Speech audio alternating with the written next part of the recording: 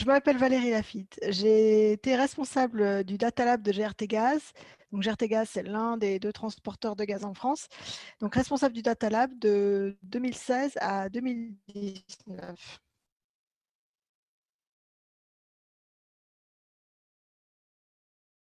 Et je dors. À l'heure où tout le monde regarde cette conférence, je suis en train de dormir. Donc, je suis à Los Angeles. J'ai quitté la France en fin 2019. Donc, je suis à Los Angeles. Nous avons 9 heures de décalage, ce qui fait que je ne peux pas être présente avec vous aujourd'hui.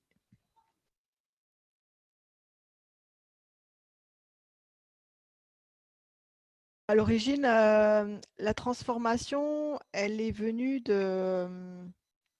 alors, désolé, les termes me viennent en anglais, de pain points, de points un peu douloureux. Donc, c'était pas forcément une lubie, ah, bah, tout le monde se transforme, on va se transformer. On est parti de constats de choses qui ne fonctionnaient pas.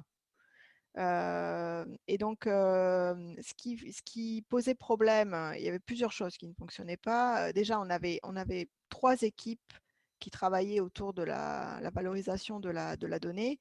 3 équipes qui avaient été créées à des moments différents, qui travaillaient en parallèle et avec des interactions qui étaient pas simples.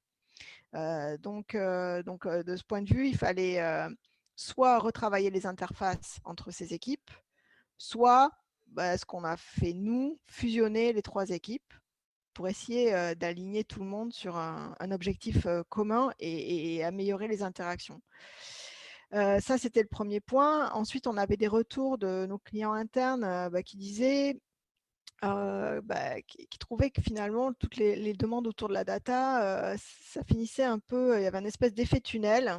On demande, après, on ne sait pas ce qui se passe et on a une livraison. Et la livraison, parfois, c'est ce qu'on voulait, parfois, c'est pas ce qu'on voulait. Et puis, notre besoin, de toute façon, il a changé entre-temps parce que ça a été trop long. Donc, il y avait une insatisfaction, alors pas générale, hein, bien sûr, il y avait des choses qui fonctionnaient bien, mais on avait un retour des clients qui disaient là-dessus, vous pourriez vous améliorer. Puis il y a cet effet tunnel qui nous gêne. On ne sait pas ce que devient notre demande. Donc, ça, c'était notre pas. Et le dernier, entre guillemets, point douloureux, c'est que les personnes au sein des équipes n'étaient pas forcément bien dans leur travail. C'était les personnes internes qui étaient chefs de projet avaient l'impression d'avoir perdu un peu le sens de ce qu'elles faisaient. Pourquoi on fait ça, je ne sais pas, et étaient plutôt transformées en des personnes qui géraient des contrats de prestation de services, du coup avec des tensions aussi avec nos consultants. Et ils avaient perdu, ils disaient, mais moi, je ne sais plus faire. Je ne sais plus si tu me demandes de faire un dashboard, là, je ne sais plus faire. Si tu me demandes de développer une base de données, je ne sais plus faire. J'ai perdu, je ne suis plus un faiseur, quoi. Et ça me manque. C'était globalement aussi chez les internes le discours qu'on entendait. Donc, il y avait effectivement pourquoi je travaille, à quoi ça sert ce que je fais en fait. Si je me lève pas demain matin et que je vais pas à mon travail, est-ce que ça sert finalement, est-ce que quelqu'un va s'en rendre compte, est-ce que ça sert ou pas, est-ce que voilà, il y avait ça, et puis il y avait le fait que bah, moi je sais plus faire, et donc j'ai envie de faire. Donc c'était une combinaison de ces 3, on s'appuyait sur ces 3 points douloureux pour essayer de construire et de bâtir quelque chose autour, quoi, et qui répondent aux 3 points.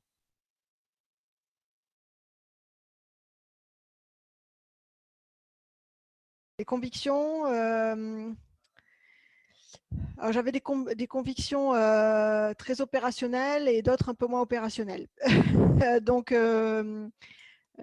première conviction un peu générale, c'est que si les personnes ne savent pas pourquoi elles travaillent, je ne vois pas pourquoi elles travailleraient et elles le feraient bien.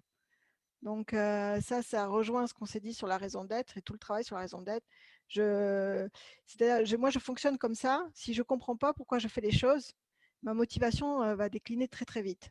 Donc ce que je voulais, c'était que chacun comprenne en quoi personnellement il contribue déjà au Data Lab et ensuite plus globalement l'atteinte des objectifs de GRT Gaz. Donc ça, c'est quelque chose que j'avais en tête tout le temps. Donc, je pars du principe, alors ça ne marche peut-être pas avec tout le monde, mais je pars du principe que le plus important, c'est pas de dire à une personne ce sur quoi elle va travailler, c'est de lui expliquer en quoi son travail va être important et en quoi ça va apporter quelque chose. Et après, comment elle va travailler, ça dépend de l'autonomie des personnes, mais certaines personnes sont parfaitement capables, une fois qu'on leur a donné l'objectif, de définir exactement comment elles vont l'atteindre. Pour d'autres personnes, il faut les aider davantage. Mais voilà, donc première conviction, ne faut pas dire aux gens comment travailler. Il faut juste leur faire prendre conscience de ce à quoi ils vont contribuer et pourquoi c'est important qu'ils le fassent. Ma deuxième conviction, là, elle était plutôt liée sur la donnée et la façon dont on travaillait avec nos clients DataLab. L'idée, c'était de se dire que personnellement, je trouve ça insupportable quand on fait une demande et qu'on en perd le chemin et qu'on n'a plus d'infos, etc. Donc, l'idée, c'était de se dire, il faut travailler en permanence avec nos clients, tout le temps. Quitte même à ce qu'ils nous disent bon ben là arrête de me solliciter ou arrête j'ai trop d'infos, vas-y fais ton truc et puis mais l'idée c'était d'expliquer tout ce qu'on fait et d'impliquer tout le temps notre interlocuteur métier. Donc au démarrage pour bien comprendre le besoin évidemment, ensuite plus globalement sur toutes les étapes, ben, voilà où on en est, voilà les difficultés qu'on a. Là, on ne va pas pouvoir être à l'heure pour telle et telle raison. Mais on est en train d'y travailler en faisant ça, en faisant ça. Donc, on a beaucoup poussé aussi pour avoir une transparence totale avec le métier, sur les bons moments comme sur les mauvais. Hein. Et puis, expliquer ce qu'on fait, tout le temps expliquer, et puis les impliquer dans ce qu'on fait et dans les choix qu'on peut faire.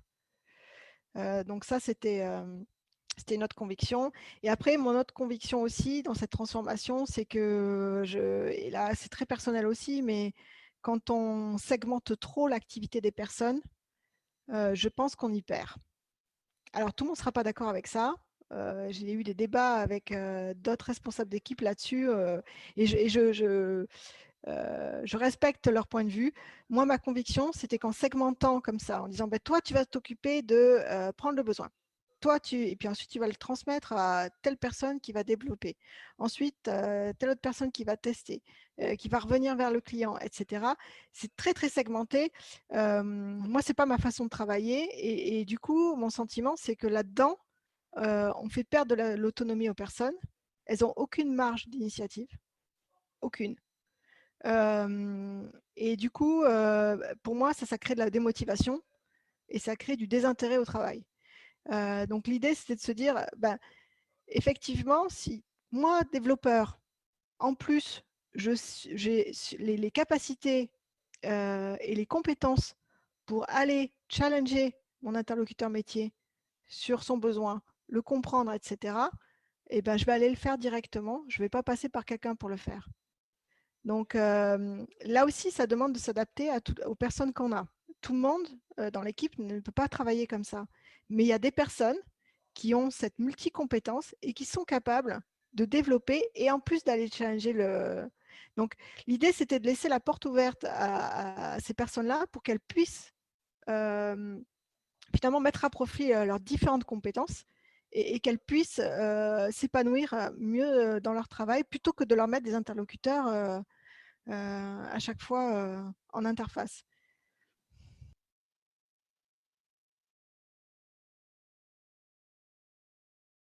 On a lancé ça. Alors le pourquoi, si je me rappelle bien, il y avait deux raisons.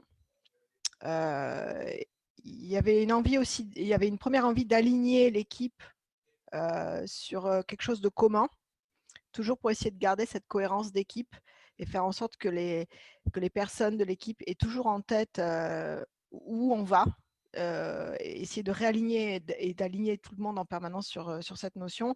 Et après, l'idée, c'était aussi que je m'étais posé beaucoup la question, mais comment est-ce qu'on met en place des KPI, comme on a l'habitude de le faire? Parce que c'était quand même quelque chose qui était plutôt demandé globalement par la hiérarchie et en dehors de notre équipe, hein. C'est comment on suit un peu la performance de cette équipe. Et du coup, on s'était posé la question, est-ce qu'on met en place des KPI classiques, entre guillemets, ce qui, moi, m'embêtait un peu, parce que j'adhère pas trop à la notion de KPI et cette histoire de performance où on fige des objectifs dans le temps, et ensuite, on essaie de monitorer ça avec des chiffres. Bon, ça prend du temps et je trouve pas ça très efficace. Et du coup, on s'était posé la question, est-ce qu'il n'y a pas quelque chose de différent qu'on pourrait mettre en place pour essayer de donner cette visibilité à l'extérieur sur qu'est-ce qu'on fait et quelle est notre performance, et que ça reste en adhésion aussi avec mes principes et les valeurs qu'on voulait mettre en place au Data Lab. Et c'est là que tu es arrivé, toi, Grégoire, avec cette idée d'OKR, cette notion d'OKR que je ne connaissais pas du tout. Donc, Objective and Key Results. Et donc, on a commencé à travailler ensemble là-dessus. Ouais. Donc, ça, c'est les principales raisons.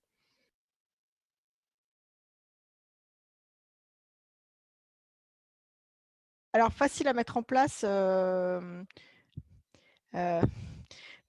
oui et non, pas vraiment en fait. Le problème, c'est la notion est assez simple à comprendre. Mais la première chose quand on fait un OKR, c'est de se poser la question de la raison d'être.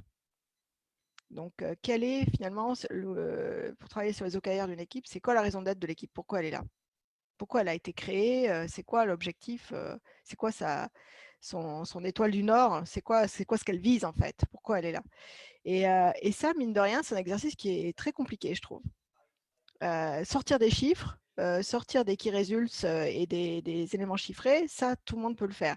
Mais trouver la raison d'être d'une équipe, ça te pousse à te poser des questions sur pourquoi on fait ça, pourquoi on l'a fait, mais est-ce qu'on est vraiment utile au sein de la compagnie et qu'est-ce qu'on apporte globalement à la compagnie et pour qu'elle-même atteigne la mission qu'elle s'est fixée. Donc, cette réflexion-là, elle n'était pas évidente. Alors, je ne dirais pas qu'elle était douloureuse, mais quand même, il faut creuser un peu avant de trouver la vraie raison d'être. Parce que quand on s'interroge comme ça sur la raison d'être de l'équipe, on va sortir un truc qui n'est pas une vraie... qui n'est pas une vraie étoile du Nord, quoi. On va retomber sur quelque chose de très opérationnel. C'est plus facile de se raccrocher à un truc opérationnel qu'on connaît bien, mais la vraie raison pour laquelle on est là, ça, c'était pas forcément évident. Et du coup, on a eu des sessions avec les membres de l'équipe à réfléchir effectivement sur ça. Mais c'était quand même très, très intéressant. Et surtout, on ressort de cet exercice avec vraiment un alignement. C'est très puissant pour aligner les gens et pour sortir un peu du cadre opérationnel et des urgences opérationnelles et pour se dire, OK, on prend 5 minutes, enfin c'était plus que 5 minutes, mais on prend un peu de temps pour réfléchir à ça et finalement, est-ce qu'on est tous d'accord que c'est là-bas qu'on veut aller? Et du coup, je trouve ça extrêmement puissant. Et donc, moi, si je retiens quelque chose des OKR qui était vraiment utile, c'est ça. C'est, et je pense enfin, chacun fait ce qu'il veut, mais moi, si c'était à refaire, je le referais. L'utilisation des OKR, le vrai bénéfice, c'est cet alignement de l'ensemble des personnes de l'équipe sur un objectif commun. Et si on a tous en tête le même objectif, peu importe la façon dont on va y arriver, finalement, mais on sait exactement où on va et on s'est mis d'accord sur là où on va aller. Donc ça, c'est vraiment très puissant. Donc cette partie-là, raison d'être, était vraiment, vraiment intéressante. Là où pour le coup, j'ai trouvé les OKR, l'exercice moins intéressant, c'est sur la partie qui résulte. Donc où là, on s'est défini au sein de l'équipe, entre nous, qu'est-ce qu'on se fixe comme objectif quantifiable et pour vérifier qu'on a atteint notre objectif. Et cette partie-là, alors elle était intéressante dans le sens où on a fixé ensemble des objectifs et pas au sein de l'équipe, donc c'était quelque chose de global. Après, dans le temps, très franchement, on ne l'a pas suivi. Et donc ça, c'était un peu Pas une déception, mais on n'a pas réussi en tout cas à appliquer les OKR jusqu'au bout. Et cette partie de suivi finalement des key results, on l'a laissé un peu tomber dans le temps.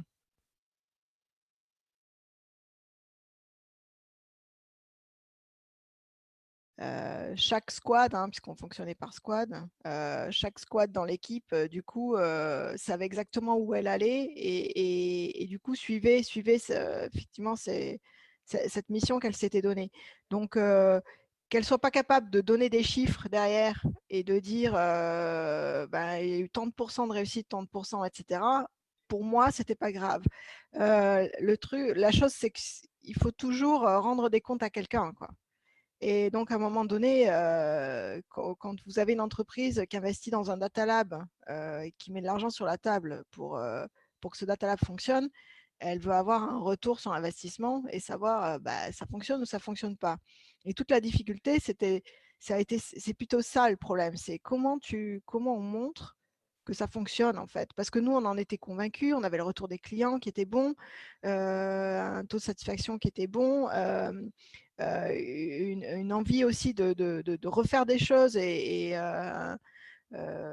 les membres de l'équipe hein, qui ont retrouvé un goût au travail. Mais voilà, mais quand tu peux arriver avec ce genre de choses devant un codir, quoi. C'est généralement pas suffisant.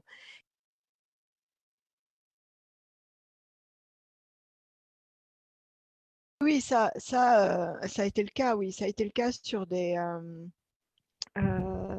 alors des dashboards et puis à la fois des bases de données hein, qu'on a créées pour des équipes opérationnelles et des rapports dynamiques autour de ces bases de données, donc pour des directions plus techniques, où là, on a eu effectivement, on sait qu'on a apporté de la valeur, on a fait gagner du temps à certaines personnes dans leur travail quotidien, ça se mesurait comme ça.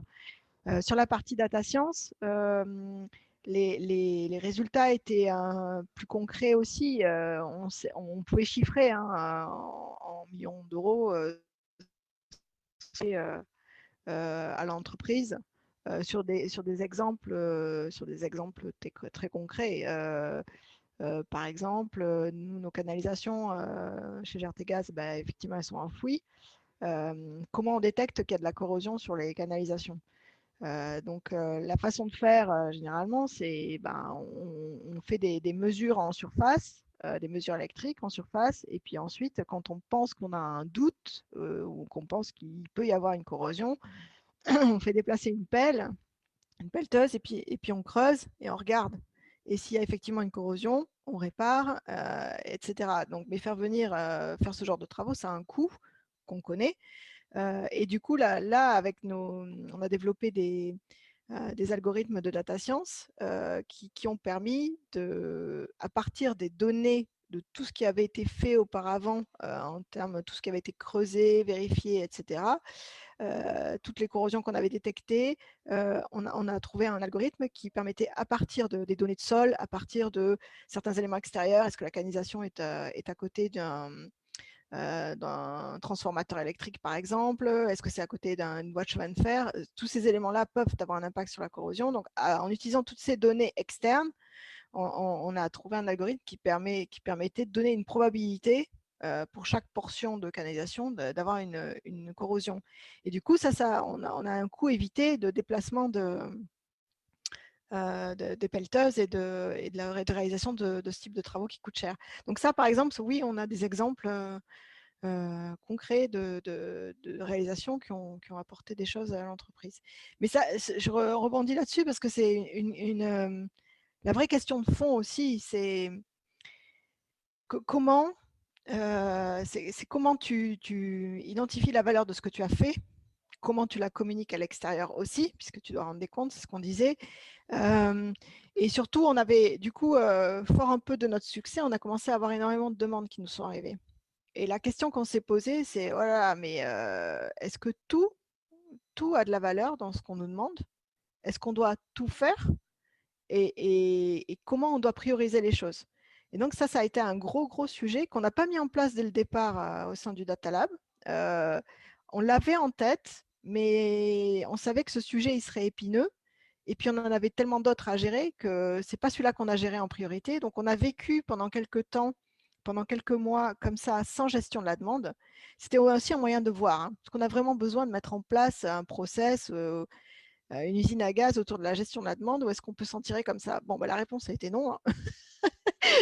Il a fallu qu'au bout de quelques temps, qu'on mette en place un process parce qu'on avait trop de demandes qui nous arrivaient.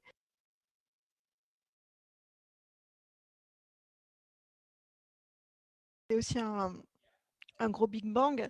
Alors oui, donc pour expliquer la situation, on avait du coup, je crois que c'était trois sociétés de prestations, 3 ou 4, qui travaillaient du coup pour nous. Et au démarrage, c'était une société de service sur euh, un domaine particulier. Par exemple, on avait une société de service qui était en charge du développement, une société de service qui était plutôt en charge de la partie business analyst, donc compréhension du besoin, spécification détaillée, etc. Enfin voilà, c'était très, très segmenté. Je ne me souviens plus exactement, mais en tout cas, chaque société de service était sur son domaine particulier. Et du coup, ça a créé des tensions aussi entre sociétés, hein, parce que un prestataire qui était BA, qui expliquait le besoin à celui qui développe, donc, et si le développement se passait pas bien ou etc., ça se renvoyait la balle systématiquement entre sociétés de services. Voilà, donc les relations étaient quand même pas très bonnes. Et du coup, l'idée, ça a été de mélanger tout ça, hein. Ça a été de faire de ce qu'on appelait des squads, c'est-à-dire des petites équipes pluridisciplinaires et pluri-sociétés de services. Donc finalement, des gens qui avant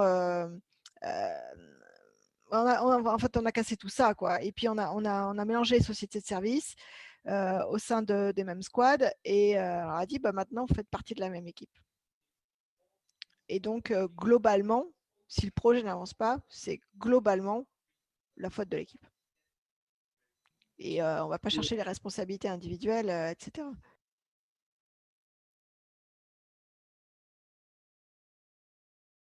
Les contrats, il a fallu qu'on les revoie.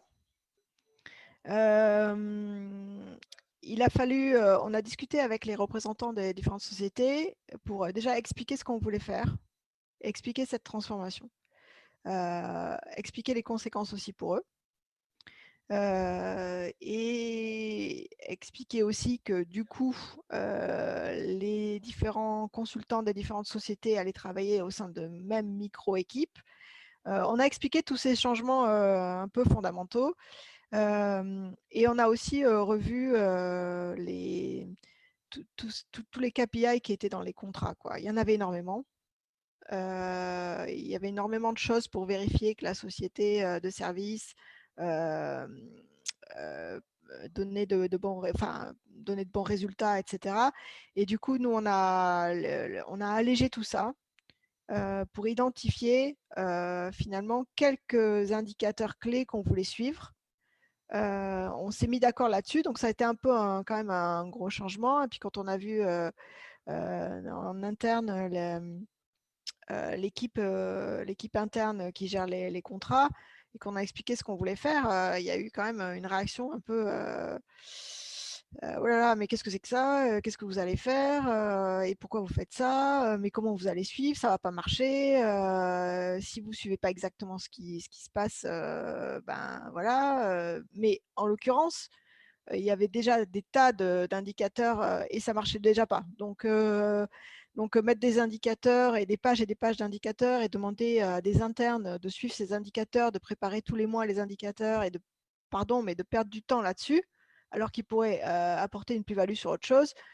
Moi, je trouvais ça pas efficace et donc c'est ce que je leur ai dit. Je dis mais ça marche déjà pas aujourd'hui, alors tentons autre chose. Et du coup, l'idée, ça a été vraiment de discuter et on a eu la chance quand même d'avoir des interlocuteurs en face de ces entreprises-là qui étaient extrêmement ouverts d'esprit et qui ont compris très vite ce qu'on voulait faire et qui ont compris aussi leur intérêt à ne pas bloquer. Et donc, le discours, ça a été aussi de dire, on fait quelque chose de nouveau, on essaie de transformer, entre guillemets, déjà le Data Lab, et puis peut-être plus tard, ça pourra inspirer au sein de GRTgaz d'autres entités. soit vous êtes avec nous, soit vous n'êtes pas avec nous, mais si vous n'êtes pas avec nous, on met fin au contrat dès que la période nous le permet. Donc ça a été ça le discours. Et de bien expliquer aussi notre transformation, ce qu'on voulait faire, où on voulait aller. Et voilà, et on leur a dit, bah, vous êtes avec nous ou pas. Mais si vous êtes avec nous, c'est tout bénéfice pour vous aussi parce que vous pourrez aussi vous appuyer sur ce que vous avez fait pour nous, pour en parler à l'extérieur, pour montrer que vous savez travailler différemment, etc. Et donc, on a changé peu à peu les contrats comme ça, on les a adaptés. Ça ne s'est pas fait en une fois. Il y a eu pas mal de discussions aussi, d'échanges. Mais globalement, on a eu la chance de tomber sur des personnes qui ont vite compris aussi leur intérêt dans l'histoire.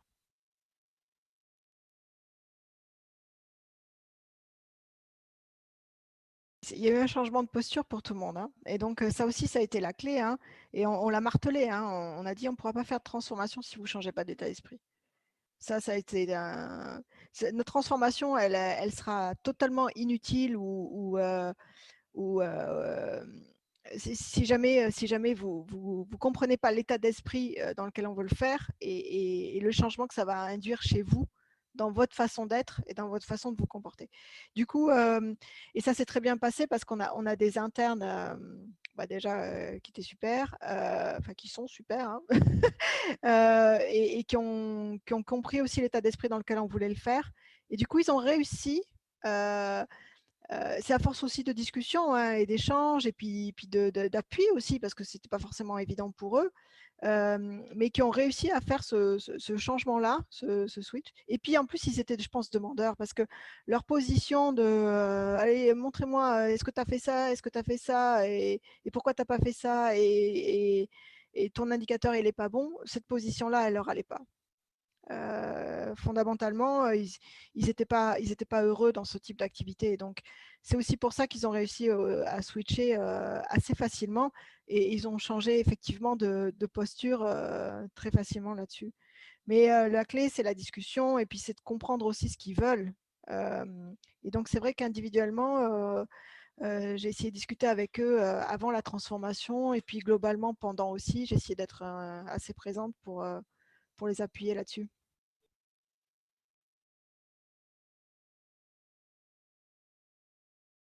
Et du coup, l'idée, c'était d'avoir en permanence cet alignement sur la fameuse raison d'être, notre étoile du Nord, et de la marteler, etc., et que tout le monde ait en tête dans tout ce que chacun fait. Du coup, on avait ces rendez-vous trimestriels avec toute l'équipe, interne, externe, donc c'était généralement une demi-journée. Et on avait un premier temps on va dire, de travail. Donc, généralement, je prenais la parole toujours pour rappeler la raison d'être du Data Lab.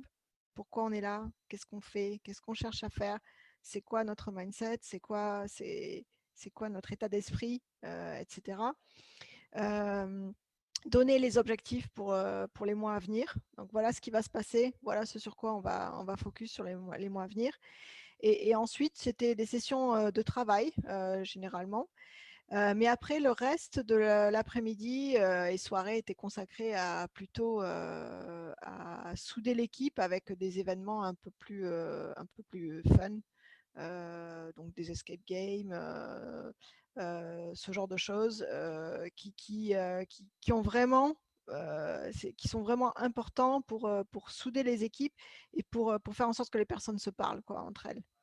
Parce que 40 personnes, c'est vrai qu'en plus, on n'était pas forcément localisé au même endroit parce qu'on pouvait pas avoir au départ, on ne pouvait pas avoir un open space avec 40 personnes. Donc, les personnes ne se voyaient pas forcément. Donc, c'était vraiment l'idée de mélanger et puis de faire en sorte que les gens se parlent entre eux. Donc, on a fait ça. Et ensuite, cette espèce de rétrospective, elle était faite au sein de chaque squad, donc de chaque mini-équipe du Data Lab, hein, de manière beaucoup plus fréquente. Et donc, chaque squad pouvait mettre en place ce genre de rituel pour partager ce qui s'est bien passé, ce qui s'est moins bien passé, partager des moments un peu fun. Donc, chaque squad l'organisait au sein de l'équipe. De mon côté, je voyais les lead squads toutes les semaines. Donc, on faisait un point lead squad aussi toutes les semaines qui permettait aussi d'échanger de l'info. Donc ça, c'était entre Lead Squad et moi. Et ensuite, on s'est rendu compte aussi que finalement, les squads, elles avaient tendance, les mini-équipes, elles avaient été concentrées sur leurs objectifs et sur leurs projets. Et du coup, on a eu à un moment donné cette tendance à créer finalement des équipes très très fortes, des mini-équipes très très très très fortes. Et du coup, il a fallu de mon côté, avec les personnes qui m'entouraient d'un point de vue à la tête du Data Lab, il a fallu redoubler d'efforts pour faire en sorte qu'on n'ait pas des petites équipes qui ne se parlent plus, mais créer cette dynamique globale Data Lab. Donc, on a redoublé nos efforts sur des activités, sur des espèces des activités à la fois de travail et puis des activités un peu plus fun aussi, pour essayer de recentrer, de faire en sorte que les squads se parlent entre elles. On a mis en place notamment ce qu'on a appelé des minutes intergalactiques, hein, qui étaient finalement, quelqu'un venait présenter un sujet à l'ensemble du Data Lab. Donc ça, c'était entre midi et deux généralement. Quelqu'un vient présenter un sujet à l'ensemble des membres du Data Lab. Donc ça permet aussi d'échanger de l'information sur ce que font les autres. On a mis en place des World Café aussi de temps en temps. Donc chaque squad tient un espèce de stand et les gens tournent autour des différents stands pour savoir discuter, savoir sur quoi, quelle est l'actualité de la squad, sur quoi les gens travaillent, etc. Donc c'est vrai on a voulu créer des squads très fortes. On a réussi. Et la contrepartie, c'est qu'il a fallu redoubler d'efforts pour faire en sorte que tout le monde se sente quand même Data Lab et pas seulement Mini Squad.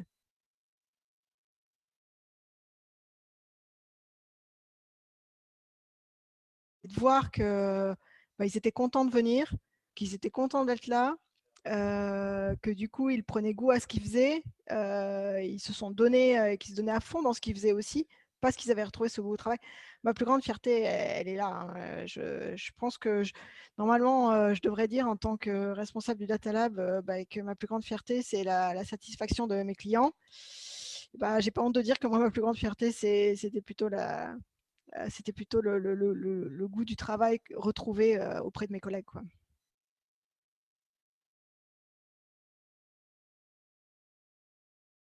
J'aime pas trop en donner parce que ça fait très, très présomptueux. Je sais ce qui a marché pour nous. Ça ne veut pas dire que ça marchera pour d'autres. Mais en tout cas, pour nous, ce qui a fonctionné, je pense que c'est d'abord de mettre la priorité sur effectivement la raison d'être et sur le pourquoi on fait les choses. Et de rabâcher ça. Donc ça, je pense que ça a vraiment porté ses fruits. Et beaucoup plus qu'on ne le croit, hein, parce qu'on peut croire parfois c'est du blabla et parfois on préfère aller directement dans l'opérationnel. Il faut faire ça, il faut faire ça, il faut faire ça. Je pense que tout est lié. Si on donne la raison d'être aux gens, ils s'alignent. Ils sont pas bêtes les gens, hein. Ils vont savoir quoi faire et derrière ils vont le faire avec une vraie motivation, un vrai engagement au travail et derrière vous aurez les résultats. Donc c'est vraiment le premier truc, c'est vraiment travailler le pourquoi on est là, etc. Et ensuite, je pense qu'il faut être honnête. Il faut être honnête à la fois avec les personnes de son équipe en interne et à la fois avec les clients avec lesquels vous travaillez. Et l'idée, c'est de se dire, c'est de pouvoir dire, quand vous avez des doutes, il faut le dire. Quand vous avez des joies, il faut le dire. Et quand vous avez des craintes, il faut les partager. Et l'idée, voilà, je pense que pour un manager, c'est pas une faute de partager ses doutes, de partager ses craintes, en tout cas d'être transparent sur les doutes qu'on peut avoir. Et du coup, dans une transformation comme ça, je pense que personne ne peut savoir à l'avance si ça va marcher ou pas. Personne ne peut savoir à l'avance qu'est-ce qui va marcher. Et du coup, faut tester des choses en permanence. Et il faut être dans un état d'esprit, c'est OK, on met en place quelque chose, peut-être que ça va marcher, tant mieux. Et peut-être que ça ne va pas marcher. Et si ça ne marche pas, ce n'est pas grave, parce qu'on réajuste rapidement.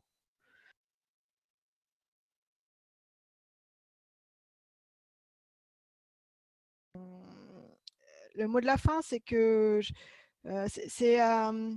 une telle transformation, il faut vraiment en avoir envie et il ne faut pas que ce soit imposé.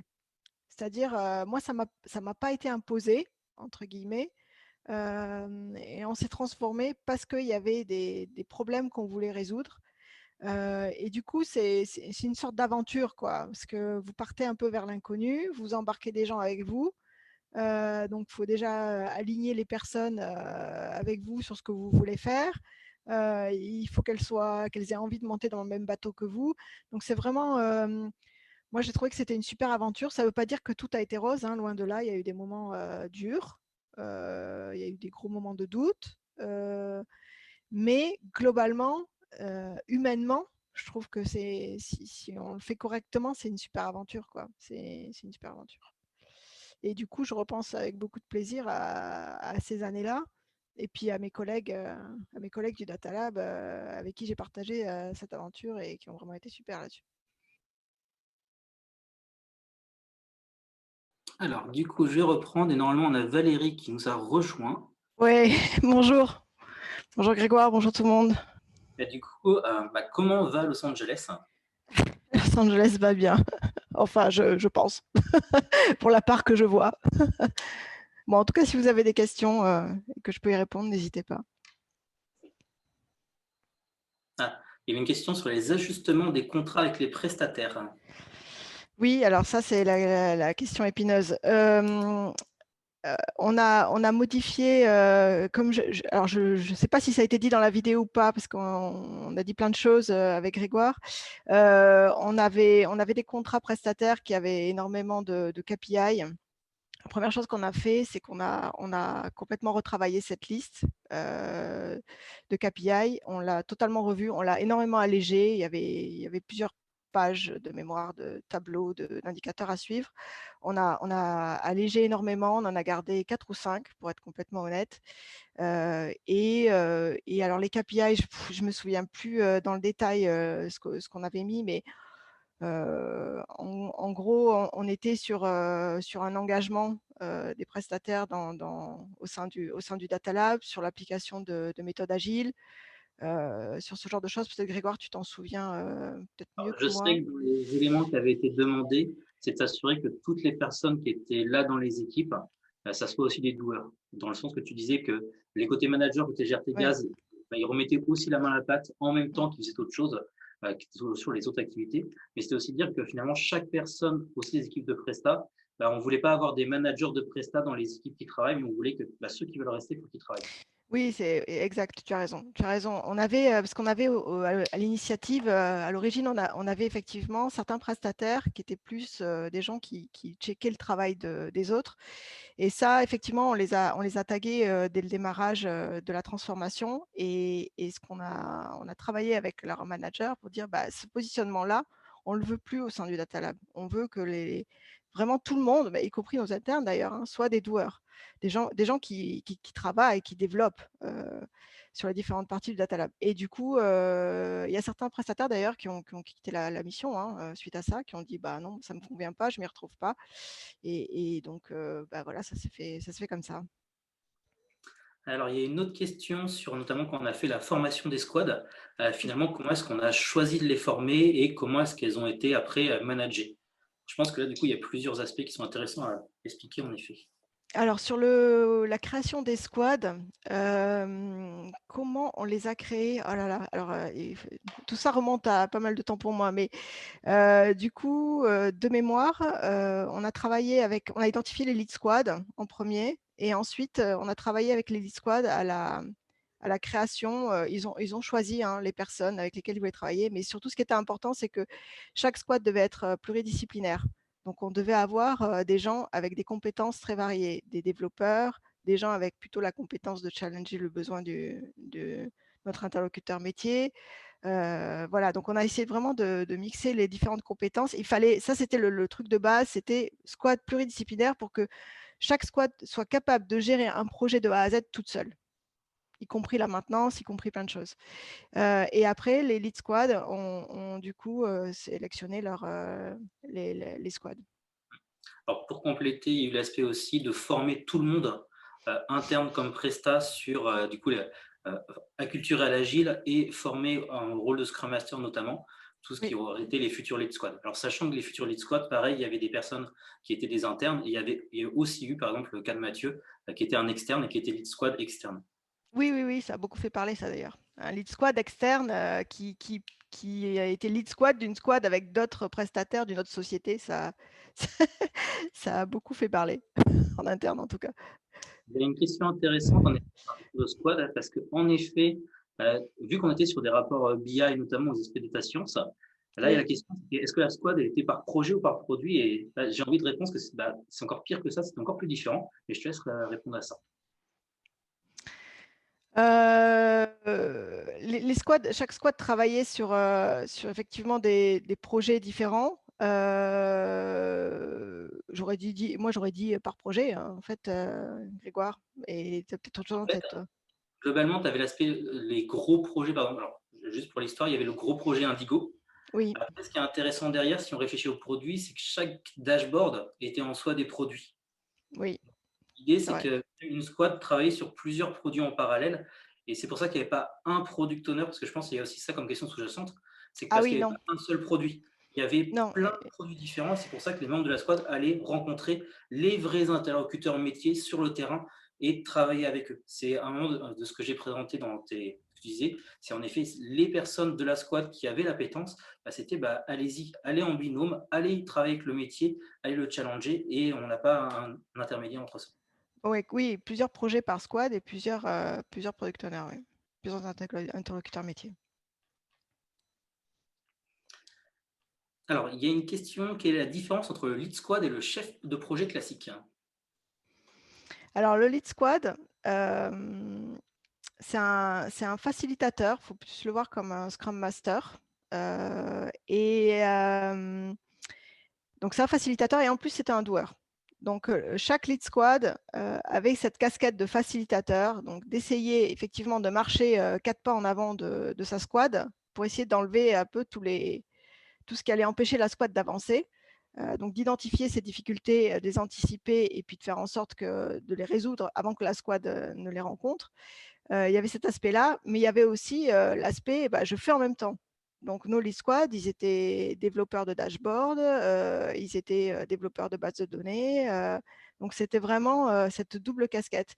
Et nous, le chef de projet, tel qu'on les connaissait avant, c'était vraiment plus des responsables de contrats de prestataires, vraiment de la gestion de temps des prestataires, et ce n'était pas du tout des doueurs. Donc là, c'est vraiment, le lead squad ne décide pas pour les autres. Il fait travailler le nous et c'est pas le jeu. Contrairement à la version chef de projet qu'on avait avant, je dis bien notre version parce que ça peut être différent ailleurs. Mais notre version de chef de projet, c'était un peu, je vous dis quoi faire, faites-le et je surveille votre temps et en plus je vous mets des KPI pour suivre.